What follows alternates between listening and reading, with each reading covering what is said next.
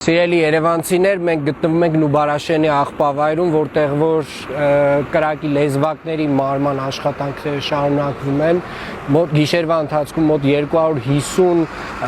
ավտոմեքենայի չափով հող է տեղափոխվել կրակի հատվածներ։ Այս պահին ավելացնում ենք նաև տեխնիկան, ավելացնում ենք 40 տոննաանոց մեկ ինքնաթափ եւ 15-ից 20 կամազներ ենք ավելացնելու, որոնք որ պետք է աշխատեն ամբողջ օրը եւ ամբողջ գիշեր, եւ դա հնարավորություն կտա վերահսկողության տակ պահել կրակը եւ ամենայն հավանականությամբ նաեւ հնարավորություն կտա մինիմիզացնել օդի որակի խնդիրները։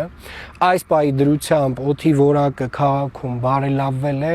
բայց քամիների փոփոխությամբ պայմանավորված դա կարող է տարբեր ժամերին տարբեր պատկեր մեզ տալ։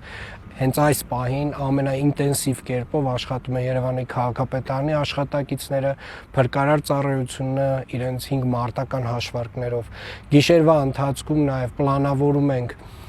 ինտենսիվորեն ջրել բոլոր փողոցները մեր տեխնիկայով, դրան միանում է նաև փրկարար ծառայությունը, որպեսզի ընդհանուր առմամբ նաև մեղմենք օդում կուտակվող